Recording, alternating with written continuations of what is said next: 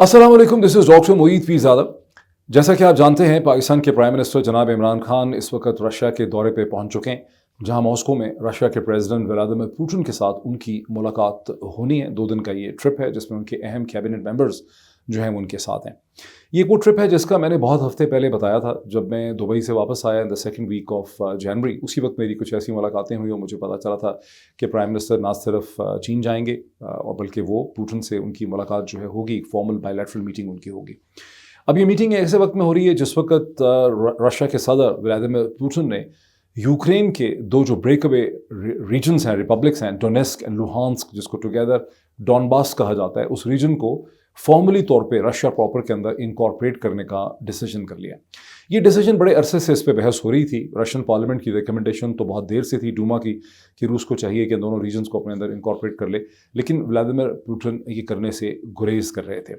जो चर्चा हम देख रहे हैं गुज़िश्ता कई दिनों से, और ये चूंकि अभी हुआ है, जब प्राइम मिनिस्टर के जाने से बिल्कुल एक दिन पहले ये चीज़ हुई है, और चर्चा तो कई दिनों से हम देख रहे थे कि यूक्रेन के हवाले से एक बहुत बड़ी जंग जो है वो होने वाली है। सबसे पहले मैं इस चीज़ की तशरीह करना चाहता हूँ कि जब ये कहा जाता है कि बहुत बड़ी एक जंग होने वाली है, एक ह्यूमैनिटेरियन क्राइसिस जो है वहाँ पे खड़ा होने वाला है, तो लोगों के जहन में आता है कि तोपखाना चल रहा है, आर्टिलरी चल रही है, एक लाइन और बराज ट्रक्स की, टैंक्स की, आर्टिलरी वेपन्स, और फिर शायद एयरफोर्स के जहाज़ जो हैं मतलब जहाज़ क्रैश हो रहे हैं, एयरफोर्स इन एक्शन है, बॉम्बिंग हो रही है, और फिर उसके बाद हज़ारों लाखों, जैसे कहा जाता था कि 1 लाख, 1.5 लाख, 2.5 लाख, 1 लाख 1.5 लाख रशियन फोर्सेस जो हैं वो बॉर्डर के ऊपर हैं। तो जहन में एक स्पेक्टर जो है वो बिल्डअप होता है एक पूरी भरपूर जंग का, जैसे कोई फिल्म होती है, जैसे हमने जंगें देखी हैं, जैसे इराक की हमने जंग देखी है। लेकिन यहाँ जो सूरत हाल है वो बड़ी मुख्तलिफ किस्म की है। यहाँ जो चीज़ व्लादिमीर पुतिन ने की है उसे आप डिस्कस कर सकते हैं कि क्या ये कानूनी तौर पे सही था, क्या ये लीगैलिटी है, इसकी कॉन्स्टिट्यूशनल या इंटरनेशनल लॉ में इसकी क्या बेसिस बन सकती है, क्या ऐसा कर सकता था, रशिया ने असर्ट किया है, एग्रेशन की है, इस पर मगरब किस तरह से जवाब देगा। ये उस तरह की रवायती जंग नहीं है। अच्छा, वो क्यों है ये मैं आपको समझाना चाहता हूँ, और यही वजह है कि मैंने इससे पहले 2 इंग्लिश की इसी हवाले से वीडियोज़ की हैं GVS के लिए, ग्लोबल वेल स्पेस के प्लेटफॉर्म के लिए, और मैं उनके लिंक्स इसके नीचे भी दे दूँगा। इस प्रोग्राम के आखिर में भी मैं प्रोड्यूसर से रिक्वेस्ट करूँगा कि उनके लिंक्स जो हैं वो दे दें ताकि वो दोनों वीडियोस आप देख सकें। उसमें मैंने बेतहाशा, चूँकि वो क्वेश्चन आंसर के सेशन है, तो मैंने उसमें बहुत मैंने डिटेल से सारे इस क्राइसिस को एक्सप्लेन किया है। लेकिन उर्दू में करने का मकसद ये है कि चूँकि उर्दू की रीच ज़्यादा है और बहुत से ऐसी व्यूअरशिप है जो इंग्लिश की तरफ नहीं आती, इंग्लिश की वीडियोज़ नहीं देखती, उसको सहूलत नहीं है वो देखने की, तो मैं इसको एक्सप्लेन करना चाहता हूँ। देखें, जहाँ जंग की बात हो रही है, जो यूक्रेन में इस वक्त सूरत हाल है रशिया और यूक्रेन के दरमियान, ये कोई अब से चंद दिन, चंद हफ्ते, इस हफ्ते नहीं पैदा हुई, इससे चंद दिन पहले नहीं पैदा हुई, चंद हफ्ते पहले नहीं पैदा हुई, ये सूरत हाल 1 साल पहले नहीं पैदा हुई। ये सूरत हाल 2014 के फरवरी से चल रही है, जब डोनेस्क और लुहांस्क जो डॉनबास का रीजन है, उन्होंने अपनी अलहदगी का और आज़ादी का ऐलान कर दिया। ये दोनों रीजन वो हैं जहाँ बहुत बड़ी तादाद में रशियन स्पीकिंग जो माइनॉरिटीज़ रहती हैं, माइनॉरिटीज़ हैं, ये ऑलमोस्ट इक्वल पॉपुलेशंस हैं, लेकिन रशियन स्पीकिंग एथनिक पॉपुलेशन यहाँ पे रहती है। और उसकी वजह यह है कि ये सारी रिपब्लिक्स, जो 15 रिपब्लिक्स थी इंक्लूडिंग यूक्रेन एंड रशियन, ये सब सोवियत सोशलिस्ट रिपब्लिक्स थी।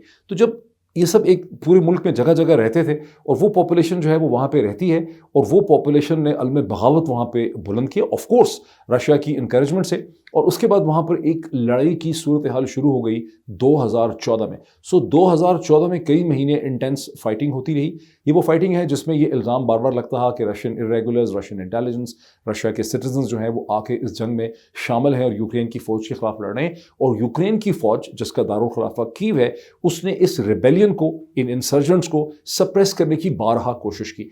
अब ये जंग का जो फ्लेयर अप है, ये 2014 में भी हुआ, 2015 में भी हुआ, 2016 में भी हुआ, 2017-18 में भी हुआ, 2019 में भी हुआ, 2021 में भी हुआ, और उसके बाद सूरत हाल 2021 में एक डिफरेंट डायरेक्शन की तरफ जाने लग गई, जब प्रेसिडेंट ज़ेलेंस्की, वोलोदिमीर ज़ेलेंस्की जो हैं, उन्होंने मई 2021 में इक़्तिदार संभाला। ये इससे पहले एक टेलीविज़न के एक्टर थे और एक टेलीविज़न सीरीज़ में ये एक एक्टर के तौर पे वोलोदिमीर ज़ेलेंस्की काम करते थे। उधर से टेलीविज़न स्क्रीन से निकले ये एक्टर बन गए। रूस को बड़ी तवक्को थी, रशिया को, कि इनके साथ बड़ी बेहतर बातचीत हो जाएगी यूक्रेन के हवाले से। रशिया ये चाहता था, प्रेसिडेंट पुतिन ये चाहता था कि जो मिन्स्क एग्रीमेंट्स हैं, 2014 का मिन्स्क 1 और 2015 का मिन्स्क MINSK 2। मेरी कोशिश है, मैं प्रोड्यूसर से रिक्वेस्ट करता हूँ कि स्क्रीन के ऊपर आपको इनकी विजुअल दिखा दे ताकि आप अगर पढ़ना चाहें तो आप देख सकें। मिन्स्क एग्रीमेंट्स के तहत रशिया और व्लादिमीर पुतिन ये चाहते थे कि ये दोनों जो ब्रेक अवे रीजन है डॉनबास के, डोनेस्क और लुहांस्क, इन्हें यूक्रेन प्रॉपर में वापस कर दिया जाए। याद रहे कि 7 साल से 8 साल से इन दोनों रीजन्स ने, ब्रेक अवे रिपब्लिक्स ने अपनी आज़ादी का ऐलान कर दिया है। ये अपने आप को इंडिपेंडेंट रिपब्लिक्स कहते हैं। ये चाहते हैं, वहाँ के लोग चाहते हैं कि रशिया इनको अपने अंदर इनकॉर्पोरेट कर ले, लेकिन रशियंस ये चाहते थे कि ये यूक्रेन में चले जाएं। प्रॉब्लम ये था कि रशियंस मिन्स्क 1 और मिन्स्क 2 में जिस किस्म की टर्म्स एंड कंडीशन यूक्रेन को ऑफर करते थे, उसका मतलब ये था कि ये यूक्रेन में कहने को तो होंगे, कॉन्स्टिट्यूशनली लीगली तो यूक्रेन का हिस्सा होंगे, but for all political purposes and practical purposes Russia इनको अपने जोन ऑफ इन्फ्लुएंस में अपने उसको डिक्लेयर करना चाहता था। ये यहाँ पे बेसिक झगड़ा है। रशिया का बेसिक प्रॉब्लम क्या है कि रूस को मसलसल ये शक है कि, शक क्या है बल्कि एक हकीकत है कि रूस को हर तरफ से स्क्वीज़ किया जा रहा है। लैटविया, लिथुआनिया, एस्टोनिया, ये वो ब्रेक अवे जितनी रिपब्लिक्स हैं सोवियत यूनियन की, छोटी छोटी, उन सब में इंक्लूडिंग पोलैंड, चेकोस्लोवाकिया, हंगरी, जो फॉर्मर वार्सा पैक्ट कंट्रीज थे, उन सब के अंदर नेटो जा चुका है, उनको नेटो की मेंबरशिप मिल चुकी है। और रूस की एक बारहा एक रेपिटेशन है कि हमसे ये वादा किया गया था 1991 के अंदर, जब 1990 प्रॉब्ली, जब गॉर्बाचोव की और जेम्स बेकर की मुलाकात हुई थी, जो उस वक्त सेक्रेटरी ऑफ स्टेट थे।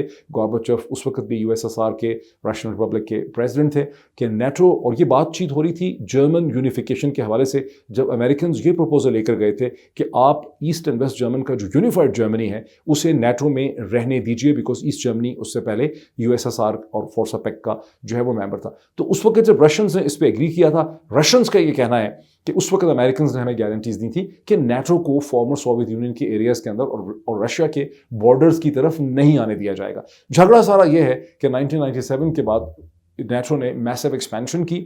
रशिया कमज़ोर था, बोरिस येल्सिन बैठा हुआ था।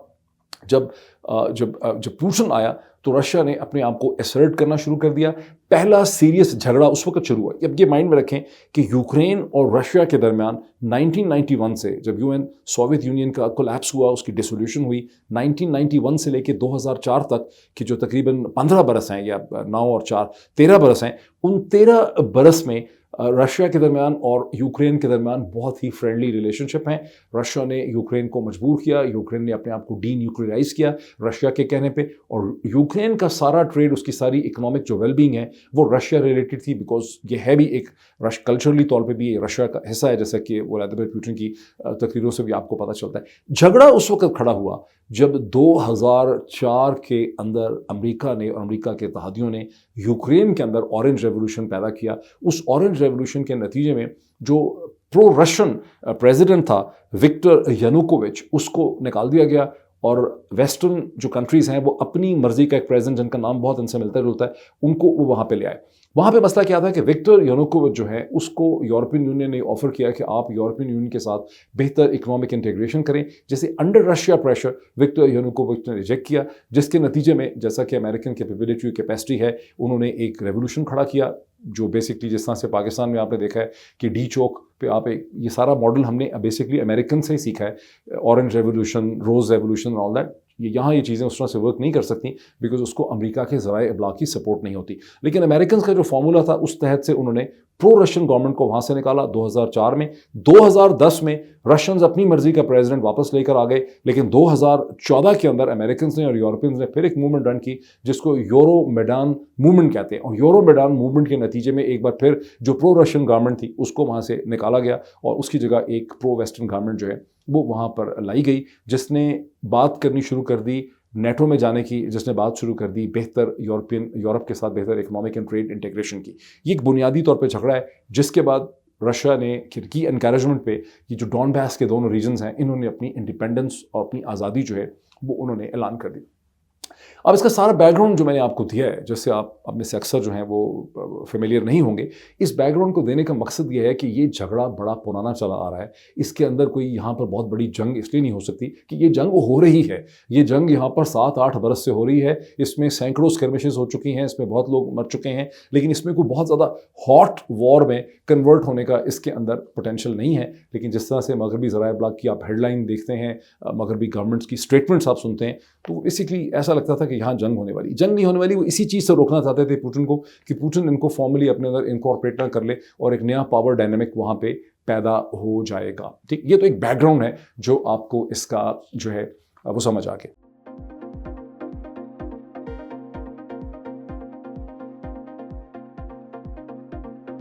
अच्छा, ये जो मैंने आपको बैकग्राउंड दिया, इस बैकग्राउंड के बाद आपके जहन में कम से कम मैं चाहता हूँ उस बैकग्राउंड को आप एब्जॉर्ब करें, बिकॉज फिर आपको समझ आएगा कि पाकिस्तान के प्राइम मिनिस्टर का जो विज़िट है उसका यूक्रेन के क्राइसिस के साथ उस तरह से कोई ताल्लुक़ नहीं है जिस तरह से इसे मगरबी ज़राए इब्लाग डिस्क्राइब करते हैं। और हिंदुस्तान के अखबारात जो है वो इसको एक शक्ल देने की कोशिश कर रहे हैं कि पाकिस्तान का प्राइम मिनिस्टर रशिया एक ऐसे वक्त में जा रहा है। वो भी मतलब बड़ी इंटरेस्टिंग बात यह है कि ख़ुद अभी ये रशिया के एक्शन के बाद व्लादिमीर पुतिन ने जो एनेक्सेशन का फैसला किया है डॉनबास के रीजन्स का, उसके बाद यूनाइटेड नेशंस सिक्योरिटी काउंसिल के अंदर जो मीटिंग हुई है, वहाँ पे जो डिस्कशन हुई है, वहाँ जो हिंदुस्तान की पोजीशन है वो माशाल्लाह इतनी इंटरेस्टिंग है कि अगर मेरे पास है तो मैं आपको दिखा दूँ कि जी बिल्कुल मुझे मिल गई है, मैं आपको दिखाता हूँ। यानी जो डिस्कशन और डिबेट हुई है, व्लादिमीर पुतिन ने इनको एनेक्स कर लिया डोनेट्स्क और लुहांस्क को, तो उसके बाद India's United nation ambassador T.S..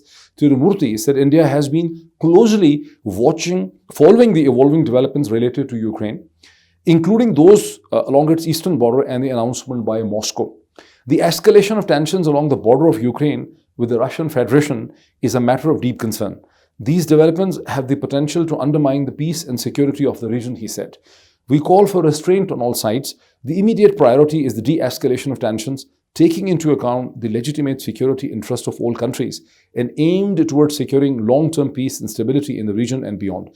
In his brief remarks, the representative, चलें वो तो चीन के representative जो कहा वो कहा, यानी आप क्लियरली देखते हैं कि हिंदुस्तान जिसके स्ट्रेटेजिक रिलेशनशिप है अमेरिका के साथ बहुत ज़बरदस्त, लेकिन उसका एक देरीना पुराना हिस्टोरिक क्लोज रिलेशनशिप रशिया के साथ भी है, उसने कितने एहतियात से दर हकीकत यही कहा है कि यहाँ पे रिस्ट्रेंट करने की ज़रूरत है। एक लफ्ज़, एक जुमला, एक डॉट एंड कॉमा रशिया का क्रिटिकल जो है वो हिंदुस्तान ने वहाँ पे पोजीशन नहीं ली। और यही पोजीशन जो है, जो मैंने ब्रीफिंग्स अटेंड की हैं इस्लामाबाद में गुज़श्ता चंद दिनों में, एग्जैक्टली यही पोजीशन पाकिस्तान की है। अब किस मुंह से दिर फटे मुंह, किस मुंह से हिंदुस्तान के अखबार जो हैं मसलसल उन्होंने 3 दिन से ये खबर डाली हुई है कि पाकिस्तान का प्राइम मिनिस्टर किस तरह जा रहा है। इस वक्त अगर इंडिया के प्राइम मिनिस्टर की, फॉरेन मिनिस्टर की या किसी की रशिया का ट्रिप होता तो इन्होंने भी उसको कैंसिल इसलिए नहीं करना था कि cancellation of a trip at this stage would have been considered an insult, एक थप्पड़ होता वो रूस के मुंह पे। और पाकिस्तानियों को अच्छी तरह से पता है कि 1951 के अंदर जब पाकिस्तान के उस वक्त के पहले प्राइम मिनिस्टर लियाकत अली खान जिन्हें गालिबन स्टोलन ने पहले इन्विटेशन दिया था रशिया का मॉस्को आने का, लेकिन उनको उसके बाद हैरी ट्रूमैन का इन्विटेशन मिला जिन्होंने पहले हिंदुस्तान को बुलाया था, तो लियाकत अली खान दुम हिलाते हुए पहले वाशिंगटन चले गए। जब लियाकत अली खान वाशिंगटन से वापस आए, उन्होंने बड़ी कोशिश की थ्रू डिप्लोमेटिक सफारती ताल्लुकात से कि उनको दोबारा रशिया का इन्विटेशन मिले, लेकिन उन्हें कभी रशिया का इन्विटेशन नहीं मिला। 1951 से लेकर पाकिस्तान और रशिया के ताल्लुकात में हमेशा खिंचाव रहा। गुज़िश्ता 10-15 बरस में पाकिस्तान ने और रूस ने इन ताल्लुकात को इम्प्रूव करने के लिए और उसमें एक ट्रस्ट पैदा करने के लिए बहुत एफर्ट की है, जिसमें अफगानिस्तान के ऊपर होने वाली बातचीत बड़ी इंपॉर्टेंट है। फॉरेन सेक्रेटरीज़ की, फॉरेन मिनिस्टर्स की मीटिंग्स बहुत इंपॉर्टेंट हैं। जल मुशर्रफ की जो डिटेल मीटिंग हुई थी पुतिन के साथ 2006-07 में 4-4.5 घंटे की, वो बड़ी इंपॉर्टेंट है। आसिफ अली जरदारी की उसमें बड़ी कोशिशें इंपॉर्टेंट हैं। ध्रुज़बा मिलिट्री एक्सरसाइजेज हुई हैं। प्राइम मिनिस्टर इमरान खान के जो राब्ते होते रहे पुतिन से, वो बड़ी इंपॉर्टेंट है। जो उनकी बातचीत हुई कुछ अर्सा पहले प्रेसिडेंट पुतिन से, कोई 1.25 घंटे की इस्लामोफोबिया के इशू पे। और फिर ख़ास करके जो चीज़ आपके समझने की है, जो मुझे रशियन एनालिस्ट से, रशियन जर्नलिस्ट से और रशियन डिप्लोमेट से पता चला है कि चीनी लीडरशिप ने गुज़श्ता चंद माह में या सालों में मॉस्को को ये बहुत कन्विंस किया है कि देखिए आपको पाकिस्तान को एंगेज करके पाकिस्तान से अपने ताल्लुकात बेहतर करने की ज़रूरत है। इसके नतीजे में प्राइम मिनिस्टर इमरान खान का एक ट्रिप ऑलमोस्ट तय था जून 2020 में बायलैटरल, जो नहीं हो सका बिकॉज पेंडेमिक की वजह से जो SOPs डेवलप हुए उसमें वो नहीं हो सका। उसके चंद माह के बाद एक मीटिंग होनी थी शंघाई कोऑपरेशन ऑर्गेनाइजेशन के एक समिट में जो सेंट पीटर्सबर्ग में हो रहा था, लेकिन वो भी नहीं हो सका। तो ये जो विजिट है ये अरसे से इस पर डिस्कशन हो रही थी और अब जिस विजिट की डेट डिसाइड हुई है ये भी 1 माह से ज़्यादा पहले डिसाइड हो चुकी थी और ज़ाहिर है कि रशियंस के जहन में कोई इतना क्लियर टाइम टेबल नहीं था कि 22 तारीख को ही उन्होंने 22 तारीख को ही उन्होंने एनेक्सेशन का फैसला करना था। ताहम आप इसे रूल आउट नहीं कर सकते कि मॉस्को ने और पुतिन ने ये ज़रूर सोचा कि जिस वक्त हम ये टेंशंस में होंगे, अगर पाकिस्तान का विजिट उन्हीं दिनों में होगा तो हमें एक हमारी डिप्लोमेटिक आइसोलेशन जो है वो कम होगी और एक कदरे हमें लगेगा कि एक विजिबिलिटी होगी इसकी, एक पॉजिटिव इम्पैक्ट होगा इसका, और ये एक ज़रूर इसमें है। अब पाकिस्तान के लिए ज़ाहिर है एक बहुत बड़ा क्वेश्चन जो है वो ये होगा कि पाकिस्तान ने एक बहुत पॉजिटिव जेस्चर किया प्रेसिडेंट पुतिन के लिए एक ऐसे मौके पे जब अब अमेरिका ने, यूरोप ने, ऑस्ट्रेलिया ने, जापान ने सैंक्शंस लगा दिए हैं, बरतानिया ने बैंक्स पे, फाइनेंशियल सिस्टम्स पे, और बहुत ज़्यादा इस वक्त खप पड़ी हुई है। उस वक्त पाकिस्तान के प्राइम मिनिस्टर वहाँ पे विजिट करते हैं तो दर हकीकत रशिया को वो सपोर्ट करते हैं। क्या प्रेसिडेंट पुतिन इसे ऑनर करेंगे? क्या प्रेसिडेंट पुतिन इसे इसी काइंडनेस में रिप्लाई करेंगे? और जो उनसे तवक्को है कि पाकिस्तान उनको फॉर्मल विजिट इन्विटेशन देगा कि वो इस बरस पाकिस्तान विजिट करें, तो क्या प्रेसिडेंट पुतिन उसको विजिट करेंगे? लेकिन पहले मैं आपको ये बताऊं कि ये मेन कंसिडरेशन नहीं है। मेन कंसिडरेशन और ऑब्जेक्टिव्स पाकिस्तान के इस विजिट के 4 या 5 हैं और वो एक एक करके मैं आपको बताता हूं और वो क्या है। नंबर 1 ये है, और मैं स्क्रीन पे भी मेरी कोशिश किया मैं लिख के दे दूं आपको। नंबर 1 ये है कि पाकिस्तान ने अपने जो रिलेशनशिप हैं, जो 15 बरस की जो डिप्लोमेसी है, उसके नतीजे में जो रिलेशनशिप डेवलप हो रहा है उसे पाकिस्तान ने रीअफर्म करना है, उसे पाकिस्तान ने इस ट्रिप के ज़रिए कंसोलिडेट करना है। सेकंड गोल क्या है? सेकंड गोल है कि पाकिस्तान अपनी डिप्लोमेटिक स्पेस को रशिया की तरफ और रशिया की रीजन में बढ़ाना चाहता है। तीसरा रीज़न यह है कि पाकिस्तान रशिया का रोल चाहता है अफगानिस्तान की स्टेबिलिटी में। चौथा रीज़न यह है कि पाकिस्तान सेंट्रल एशियन कॉरिडोर, जहाँ पे रूस का बेतहाशा असर रसूख है, आपको याद होगा चंद माह पहले मैं दुशांबे में था, जितनी सेंट्रल एशियन रिपब्लिक्स है वहाँ पर जो फर्स्ट एलीट लैंग्वेज है कम्युनिकेशन की वो रशियन है। वहाँ की टॉप जो पॉलिटिकल एलीट है, जो ब्यूरोक्रेसी है, जो सिविल सोसाइटीज़ की एलीट हैं, वो सब रशियन बोलते हैं। सो ये रशिया का जोन ऑफ इन्फ्लुएंस है, स्फीयर ऑफ इन्फ्लुएंस है, और पाकिस्तान चाहता है कि रशिया की गुडविल से उसको सेंट्रल एशिया में एक कॉरिडोर मिले, उसकी एक डिप्लोमेसी जो है वो प्रमोट हो।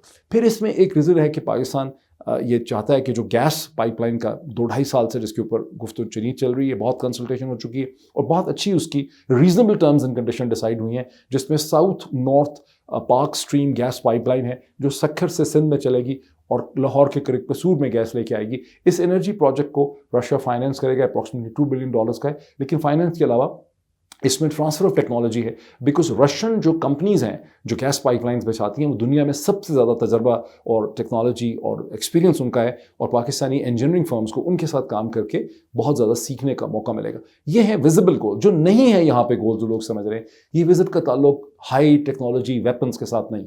ये विजन कोई S-400, ये जो विजिट है ये कोई S-400 मिसाइल्स लेने के लिए नहीं है, ये सुकोहाई Su-30 जहाज़ों के लिए नहीं है, और ये विजिट इंडिया के ख़िलाफ़ नहीं है। पाकिस्तान में जो ब्रीफिंग्स मैंने अटेंड की हैं गुज़िश्ता 10-12 दिनों में, बल्कि चीन के हवाले से, रशिया के हवाले से, उसमें ये चीज़ बड़ी क्लियर है पाकिस्तान के डिप्लोमेट्स के लिए, फॉरेन ऑफिस के लिए, कि हिंदुस्तान कैटेगरी A कंट्री है रशिया के लिए। रशिया में पाकिस्तान को जाके हिंदुस्तान के ख़िलाफ़ ना तो महाज बना रहा है, ना अपना केस प्रेजेंट कर रहा है, वहाँ पर इस किस्म की कोई स्पेस फ़िलहाल एग्जिस्ट नहीं करती। फ़र्क ये है जो पाकिस्तान का फॉरेन ऑफिस फील करता है कि, और जो रशियन सोर्सेज कहते हैं कि अब हिंदुस्तान की सिचुएशन वो नहीं है। हिंदुस्तान अभी भी बहुत इंपॉर्टेंट है रशिया के लिए, लेकिन अब वो सिचुएशन नहीं है कि हिंदुस्तान वीटो एक्सरसाइज कर सके पाकिस्तान रशिया रिलेशनशिप पे, जो इससे पहले हिंदुस्तान ने 50 बरस में जो वीटो एक्सरसाइज किया है। आज क्योंकि रशियंस ये देखते हैं कि हिंदुस्तान ने अपना तमाम तर वज़न अमेरिका के पलड़े में डाल दिया है, अमेरिका ने अपना तमाम तर वज़न साउथ एशिया के अंदर हिंदुस्तान के पलड़े में डाल दिया है। सो हिंदुस्तान और अमेरिका के दरमियान एक बहुत ही मल्टी डायमेंशनल स्ट्रेटेजिक रिलेशनशिप है, और रशियंस उसे देखते हैं और रशियंस अच्छी तरह से उसको अंडरस्टैंड करते हैं। लेकिन एट द सेम टाइम उनका अपना एक हिस्टोरिक रिलेशनशिप है।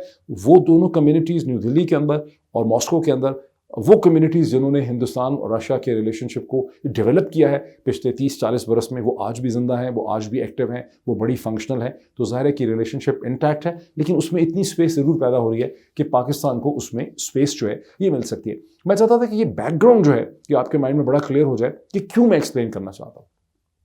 देखिए, मैं इसलिए एक्सप्लेन कर रहा हूँ कि पाकिस्तान का जो उर्दू मीडिया है, पाकिस्तान के जो उर्दू टेलीविज़न है, जो उर्दू के अखबारात हैं, जो जरीदे हैं, उनके अंदर हर चीज़ को ब्लैक एंड वाइट देखने, आइदर और मतलब की जो टेंडेंसी है कि या तख्त या तख्ता, वो बहुत ही ज़्यादा शदीद है। हमने चीन के साथ भी यही किया कि सीपैक के रिलेशनशिप पे हमने सैकड़ों हज़ारों पीस लिख दिए, हज़ारों हमने प्रोग्राम कर दिए कि सीपैक गेम चेंजर है। हम उसके अंदर अमेरिका को ले आए, बरतानिया को ले आए, यूरोप को ले आए, वेस्ट को ले आए। हमने पूरी इंसानी तारीख को रीडिफाइन कर दिया कि सीपैक के नतीजे में पाकिस्तान के ज़रिए जो एक पूरा मतलब ग्लोबल ऑर्डर जो है वो चेंज होने वाला है। हालांकि ऐसी कोई बात नहीं थी। सीपैक की बहुत इंपॉर्टेंस है, लेकिन उसकी इंपॉर्टेंस इकोनॉमिक डायमेंशन में है, वो इतना जियो स्ट्रेटेजिक नहीं है। यस है उसकी जियो स्ट्रेटेजिक इंप्लीकेशन, लेकिन हरगिज़ उसकी जियो स्ट्रेटेजिक इंपॉर्टेंस या इंप्लीकेशन वो नहीं है जो पाकिस्तान के उर्दू प्रोग्राम्स में और जो हर मास्टर्स किया जिस बच्चे ने NDU से ये नस ने उसने जो पीसेस लिख के उसकी इंपॉर्टेंस बना दी है, ये जो लोगों ने टीवी के प्रोग्राम्स में बता के बोल के बना दिए, वो उसकी इंपॉर्टेंस नहीं थी। एक और मैं आपको एग्जांपल देता हूँ जो खासी तकलीफ दे है। झगड़ा था फ़लस्तीनियों का और इजराइल का, अरबों का और इजराइल का। हमने पाकिस्तान में उस नैरेटिव को 1967 के बाद, 1967 से पहले नहीं, 1967 के बाद उसको उर्दू के अखबार, जरीदे, मीडिया, अखबारात में ऐसे उसको फैलाया कि उसको हमने जाके कुरान करीम से जोड़ दिया, हमने उसको खिलाफत राशिदा से जोड़ दिया, हमने उसको इस्लाम से जोड़ दिया, और हम भूल ही गए कि 1400-1500 बरस तक यहूदी जो हैं वो आलम इस्लाम के हर बड़े शहर के अंदर, समरकंद हो या बुखारा हो या बगदाद हो, वहाँ के बड़े इंपॉर्टेंट शहरी रहे हैं। वहाँ के क्राफ्ट्समैन थे, वहाँ के तबीब थे, वहाँ के डॉक्टर थे, वहाँ के केमिस्ट थे, मेटलर्जी का काम करते थे, ट्रेडर थे, वहाँ की इकॉनमी का हिस्सा थे। सो मच सो कि 1918 के अंदर सबसे बड़ा जो यहूदियों का शहर था दुनिया में, वो ऑटोमन एम्पायर का दारुल खलाफा इस्तांबुल था, जहाँ सबसे बड़ी तादाद में दुनिया के अमीर तरीन यहूदी रहते थे। तादाद में भी सबसे ज़्यादा बड़े थे, इन टर्म्स ऑफ इन्फ्लुएंस में भी वो गालिबन सबसे बड़े थे। लंदन और इस्तांबुल सबसे इंपॉर्टेंट यहूदियों के शहर थे, और न्यूयॉर्क जो है वो ग्रो कर रहा था। ये सिर्फ मैं साइड पे, और हमने एक ऐसी सूरत हाल पैदा कर दी इसराइल के हवाले से, यहूदियों के हवाले से, कि 1990 के बाद जब हमारे पास ये अपॉर्चुनिटी थी कि हम एक बड़ी रोबस्ट डिप्लोमेसी करते अरब वर्ल्ड को एंगेज करने के लिए, आगे देखते हैं कि 20 साल में क्या होगा, 30 साल में क्या होगा, हम अपना ठुस होकर बैठ गए। हमने उसको अपनी फॉरेन पॉलिसी को एक मजहबी शक्ल दे दी, जिसके नतीजे में इंडिया को वो वाइटल स्ट्रेटेजिक स्पेस मिली कि उन्होंने इजराइल के ज़रिए अपने इन्फ्लुएंस में बहुत इजाफा किया, और जिसको अब हम इजराइल को एक्सेप्ट भी करना चाहें तो हमें उसका टके का फ़ायदा नहीं है, बिकॉज हमने वो हिस्टोरिक अपॉर्चुनिटी ज़ाया कर दी अपनी इन बेवकूफ़ियों की वजह से, जिसकी मैं निशानदेही कर रहा हूँ। तो ये मकसद मेरा ये है कहने का कि चीज़ को उस तरह से देखें जिस तरह से उसकी सिग्निफिकेंस है, जो चीज़ हो रही है उसको उस तरह से समझने की जो है वो ज़रूरत होती। देखें, मैं समझता हूँ कि मैंने आपको इस वीडियो के अंदर खासा एक बैकग्राउंड दे दिया है, लेकिन ये वीडियो खासी नहीं है, काफ़ी नहीं है, क्योंकि मैंने ये जल्दी में किए। मैंने 2 इंग्लिश में क्वेश्चन आंसर सेशंस की इंटरव्यूज़ किए हैं ग्लोबल विलेज स्पेस के ऊपर, उनके लिंक्स मैं इसके आगे दे देता हूँ, उन्हें आप ज़रूर देखिए, बिकॉज आपको एक बड़ी क्लियर अंडरस्टैंडिंग होगी कि विज़िट की रियल सिग्निफिकेंस क्या है, इंडिया इसे क्यों देखता है। ज़ाहिर है इंडिया नहीं चाहेगा कि प्रेसिडेंट पुतिन जो हैं वो पाकिस्तान के दौरे पे इस साल आएँ, और हिंदुस्तान अपना पूरा जोर लगाएगा कि ये ऑप्टिक ना हो सके, बिकॉज ज़ाहिर है कि हिंदुस्तान का जो पूरा एक बैलेंस ऑफ पावर है ख़त्ते में, वो इन ऑप्टिक्स ही से बड़ी बुरी तरह से डिस्टर्ब होता है। तो हमारी डिप्लोमेसी है कि हम रशिया के साथ एक स्टेबल रिलेशनशिप कायम कर सकें, हम जहाँ एक कैटेगरी C या B कंट्री थे वहाँ से कैटेगरी A कंट्री बन सकें, एक बैलेंस हम रिलेशनशिप में सीख करते हैं। ये रिलेशनशिप इंडिया के ख़िलाफ़ नहीं है, ये रिलेशनशिप अमेरिका के ख़िलाफ़ नहीं है, ये रिलेशनशिप मगरब के ख़िलाफ़ नहीं है। हम एक autonomous independent sovereign foreign policy exercise कर रहे हैं रशिया के साथ। हाँ, इसमें चीन का एक एलिमेंट ज़रूर है, जो मुझे रशियन डिप्लोमेट से, रशियन जो एनालिस्ट हैं उनसे मुझे पता चला है, जो मैंने डिनर्स वगैरह के ऊपर मीटिंग की है, वो मुझे पता चला है कि प्रेसिडेंट पुतिन का विज़िट का दारोमदार इस चीज़ पे होगा कि पाकिस्तान, चीन और रूस के जो ट्रायंगुलर रिलेशनशिप में किस किस्म के ताल्लुकात रहते हैं। बिकॉज रशियंस जो हैं वो अब चाइना को, चीन को बहुत सीरियसली लेते हैं, बिकॉज इन बदलते हुए हालात में, जैसे अभी आपने देखा है कि उन पर सैंक्शंस लगा दिए हैं अमेरिका ने, यूरोप ने, ऑस्ट्रेलिया ने और जापान ने, तो इसमें चीन उनका सबसे बड़ा इस पूरे सिस्टम में सपोर्टर है। और जो मुलाकात आपने देखा कि प्रेसिडेंट 4 फरवरी को प्रेसिडेंट पुतिन में और शी जिनपिंग में जो मुलाकात हुई, उसकी यही सिग्निफिकेंस और बैकग्राउंड है, जहां रशिया ने यूक्रेन के अपने इनिशिएटिव के ऊपर और मगरब के साथ उनका जो रिलेशनशिप टेंस चल रहा है उसमें चीन की मदद उन्होंने हासिल की। So I hope this helps you to understand things. इसमें मैं चैप्टर्स भी बना देता हूँ मुख्तलिफ 3-4, और इसमें मैं चीज़ें भी, लिंक्स भी देता हूँ, उसको जरूर देखिए और इंग्लिश वीडियो ज़रूर देखें। Thank you so much.